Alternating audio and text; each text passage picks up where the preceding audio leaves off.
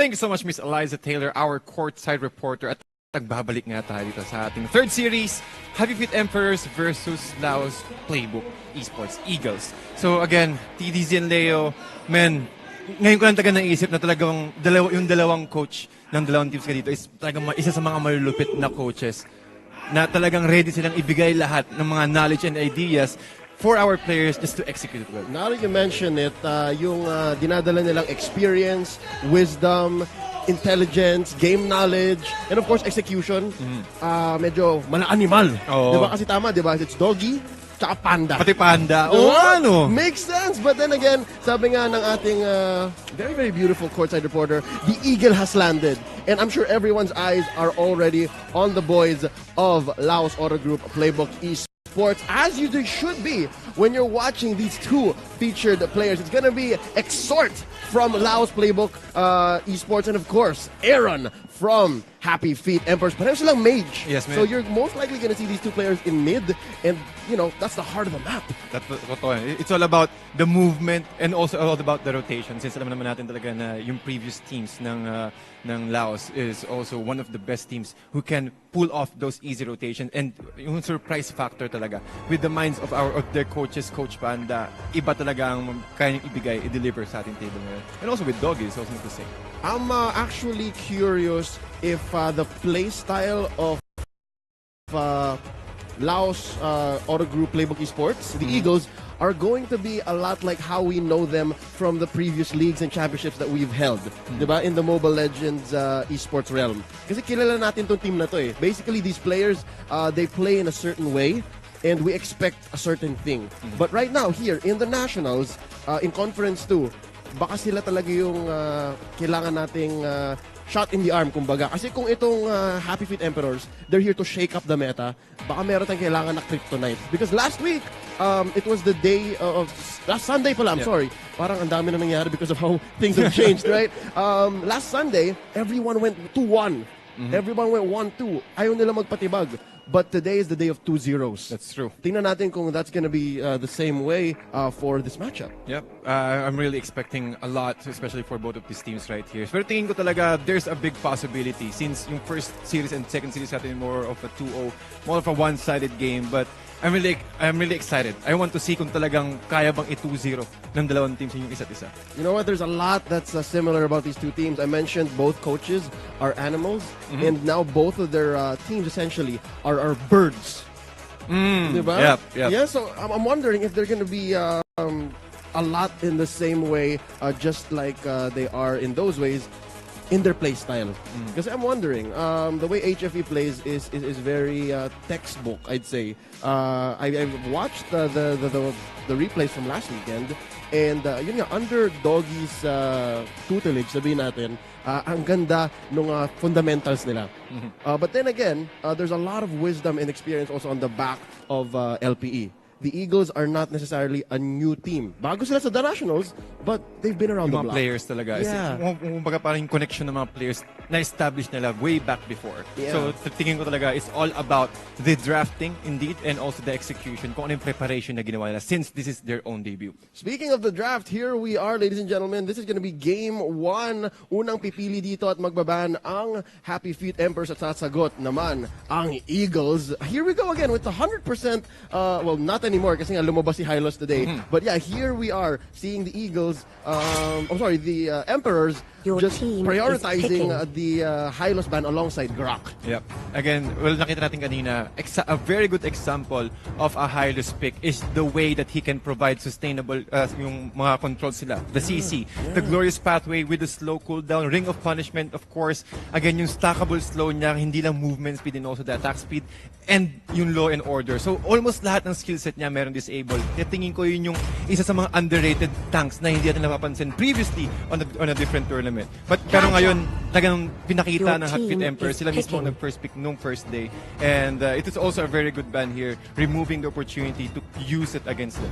Here we see on the other side though, the Eagles banning out Kimmy, wanting to avoid that cheese. Ayaw nila ng keso eh. Uso pa rin kasi dito sa The Nationals, yung Kimi Digi, Kimi Estes, Kimi, just whoever you want, fill in the blank. Basta maka-early game ka. And we saw earlier today, Brenny Pro was able to get that through, That's diba? In the very capable hands of Doc Ribo. But right here, they also banned out the Selena, Harith. which opens up the Harith. Oo nga eh. Kumaga parang nakakapagtaka Your kasi team is mas picking. prioritize nila yung Kaja. Pero tingin ko, from the previous series, napapansin ko dito, nag-first pick din yung Happy Feet Emperors na Kaja. Then, finalo up nila ng Chang'e. Kaso magiging problema dito is alam naman natin na si Harith is also still one of the meta heroes up until now. Kahit anong nerf mo dyan, kahit anong nerf mo sa Zaman Force niyan, he's still really mobile at ang laking effect talaga na kaya niyang ibigay or kaya niyang i-deliver sa table gamit lang yung kanyang Zaman Force. Yeah, as shown earlier in that X4 PSO Lolita. and Signal Ultra Warriors Your matchup, team diba? is Medyo picking. that second game was off the back of the Senya's Harith.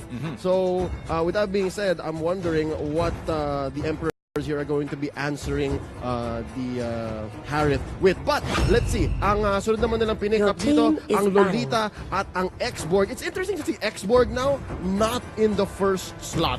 Diba sobrang init X-Borg in the past few weeks. Especially since he came out, everyone was saying X-Borg sobrang Your ganda ng team is earning. binibigay niya. And again, in other leagues, we see that X-Borg is hot. Totoo. But right now, it seems to be, ano na lang, parang niche pick, specific dapat. Pati napapansin ko talagang kahit sa kahit sa mga rank games, kahit sa mga Your pub team games talaga, is mas picking. pina-prioritize pa rin talaga. But I think both of these teams right here just prioritizing their comfort picks. Meron na sila talaga mga naka-ready na playstyle na ito yung kailangan natin prioritize. Okay lang kahit ibigay natin yung X-Borg as long as meron tayong makuha natin yung mga comfort picks natin, yung mga ni-ready natin for this kind of matchup. And I understand why. It's because you're facing an enemy Your that you don't team know. is That's picking. true. Pareho silang walking into the dark eh. So, dapat meron kang sandata na alam mong gamitin kahit na naka-blindfold ka. Diba? And I think that's what we're seeing right here. We're seeing the carry, the Harith, the Kaja, the X-Borg, the Lolita, very specific yan eh. You need to be able to have a strategy or a lineup that will use it to its best. But let's talk about these bans first before we go into the second phase of picking. Akai taken out alongside Chang'e. That's good. Again, with Chang'e, well, as I mentioned earlier, especially previously on the previous series against the Happy Feet Emperors, talagang mas pina-prioritize nila yung Chang'e Your plus team is dun sa Kaja picking. pickup. So I think for sure merong idea dito yung Laos, yung Eagles. So they will remove it and kung parang binibigyan nilang opportunity yung Happy Feet Emperors na gumamit ng iba pa. Which is really surprising. Zask ang pinili nilang mage for Happy Feet Emperors, which is, I think, really effective as well. Why? It is because Zask can use his worm, yung kanyang yung first skill niya para mag-dish out ng structural damage. Ang dami rin niyang kayang ibigay. Objective, it will be much more easier for Happy Feet Emperors to secure those objectives. Show. Pati yung range, yung pang scout out niya gamit yung mga parang bomba Yeah. na nakalagay sa baba. Like an auto-alarm bomb from Yeah, Dogie, auto-alarm bomb, right? yes, indeed. Iniiwan mo lang eh. But yeah, on the other side though, we have the Eagles picking up a Cho and that's a Kufra. A Kufra. That's crazy that Kufra was picked in the later half of the phase. That's true. So that just shows you what the strategy is for these two teams. Granger, ang huling pinili naman ng Happy Feet Emperors, which is okay. They really needed the core there. I'm still getting over the fact na pumasok na si Zask sa ating meta dito sa The Nationals. Well, nakita ko rin siya sa sa mga ibang tournament, which is international tournament. Effective din talaga yung Zask dito. Kasi kung sakali meron kang Masha, almost the same siya ng Zask eh. Ang Masha, kaya niyang umikot sa mapa, kaya niyang mag-force ng reactions sa other team. With arrival. With arrival. With Zask, it's almost the same. Parang sobrang bilis niya mag-melt ng turrets, which is also can bring up attention sa opposite team na okay, kailangan tayong i-defend to. Pati sa team fight, yung stun niya, ang laking bagay na nun. Kumbaga, well, even though kahit sobrang liit lang, pero yung haba ng stun niya is, kapag naiboto mo siya ng tama, ang daming hero sa pwedeng stun, and that give a lot of opportunity for Happy Feet Emperors to secure or at least do a cleanup. Which is an interesting solution to the problem presented by the Eagles. Kasi nga, binan nila yung Chang'e. Yeah. And I believe that Chang'e is a nice pocket pick previously. Ngayon, medyo meta na siya for the Emperors. And they solved that problem with a single hero in Zask. Di ba? Pinili nila si Zask, medyo sinasagot nila yung Masha. And of course, they get their medyo alternative to Chang'e missing. Because there's still a lot of range involved when you're playing a Zask. That's true. And yun yung strength ni Chang'e, that you're able to just click a meteor shower, okay, dito lang ako, bahala kayo, you're gonna hurt. If you come in, you're gonna get stunned by Zask. If you come in, you're gonna get hit by those bombs that he lays.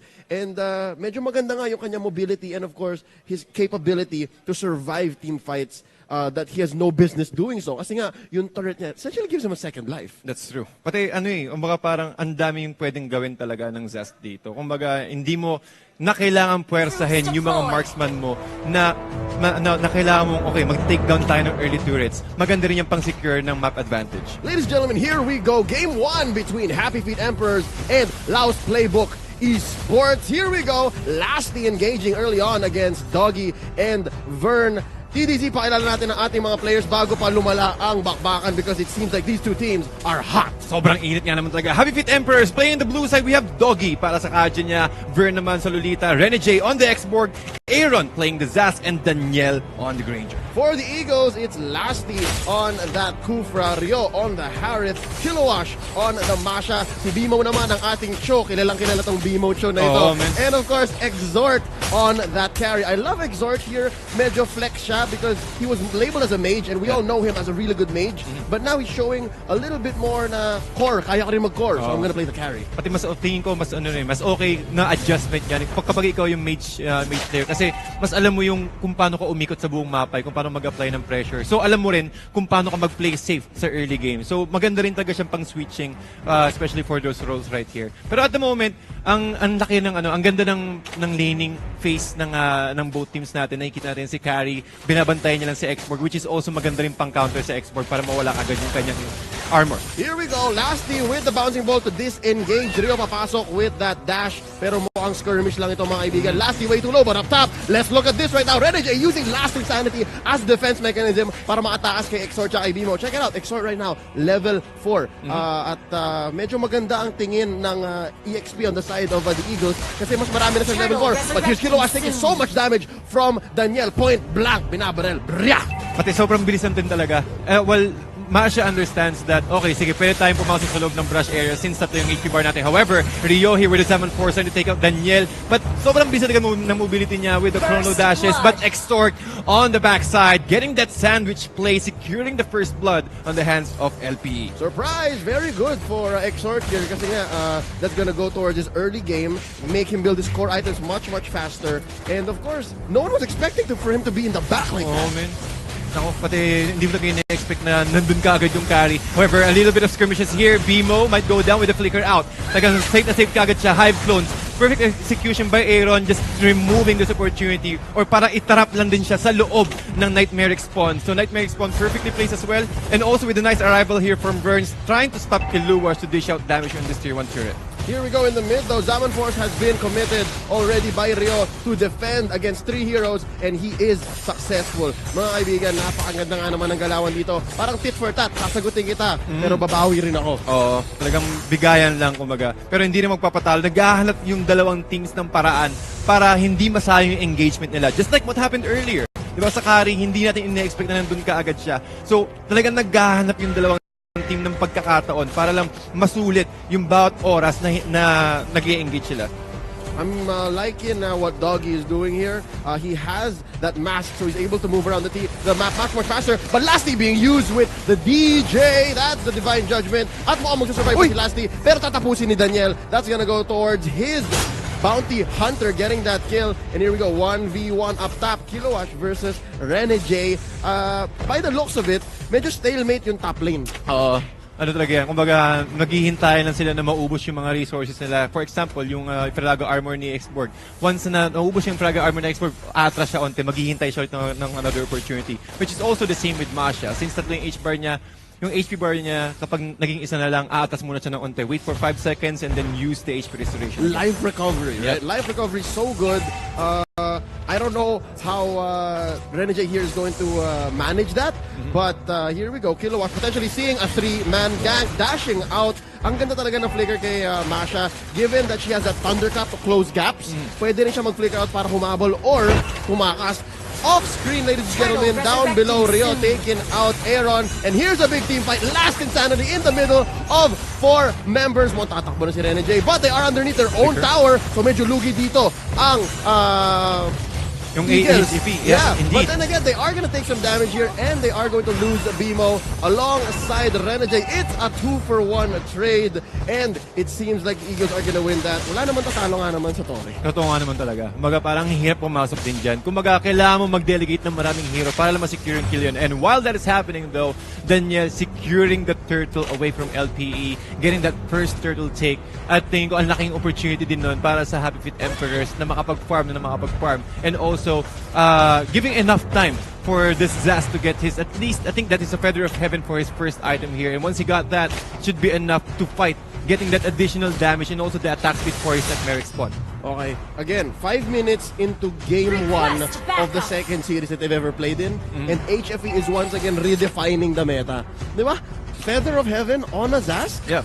In game 1 against a team like this is ridiculous, but Dogie taking so much damage from Exort. He's gonna go down. Zaman Force being committed right here underneath the turret, charging up that Numenon blast. It gets cancelled. BMO with the way of the Dragon Ball. Babagsak dito si Daniel. He needs to back out of here kasi medyo malaki ang range ni Rio. Last Insanity sa gitna ng tatlo at mukhang hindi pa enough para patayin si Lasty at mukhang magbaback out na dito. They'll take that kill. Dogie is good enough for the Eagles. Pati nakita mo naman talaga yung pagkagamit ng spells, yung Nightmare spawn ni Zaz dito. Tagang nilalagay niya on top dun sa may turret para kung sa, kasi ang hirap sa yung one of the mechanics of the Nightmare spawn.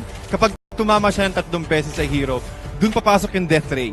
Yung continuous damage, magical DPS na sobrang sakit nun. Isipin mo kahit yung tanks magme-melt, it will force the tanks to at least itemize, go for that magical defense para lang mag-survive doon. Plus, if you've used the Dominator's Descent, yung ultimate niya, yung malaking Nightmare spawn, sobrang dali mo makakuha ng stun. Ooh, Kilowashi taking so much damage. Point blank once again from Daniel. He gets the kill. Pero sa gitna naman mo ang bumabawi dito. Ang Eagles, it looks like Lasty is going to use that ball to defend. And here comes Rio. Zaman Force, sulit na sulit, ladies and gentlemen. Burn here, trapped between 3 members alongside Dogie. Is there enough damage to finish off the Daniel. left people? Oh my God, Bimo looking really low. At ang babagsak na siya. Daniel gets the kill.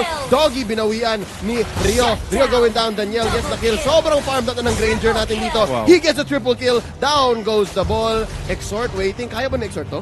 Tingin ko mahihirapan siya since meron Nightmare spawn doon. Ang ganda!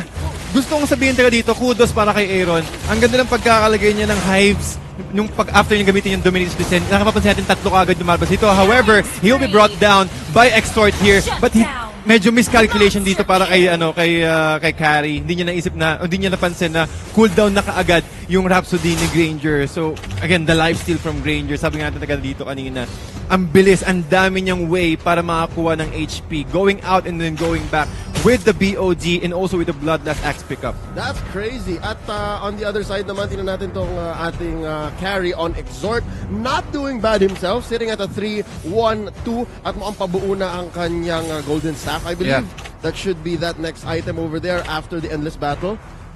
It's nothing though compared to 6-0-1 on Daniel's Granger. Totoo yun. Grabe yun. Pati kung sa pabilisan ng gamit, mas lamang talaga si Daniel kasi dahil nga sa Bounty Hunter, that's 80 additional gold per kill.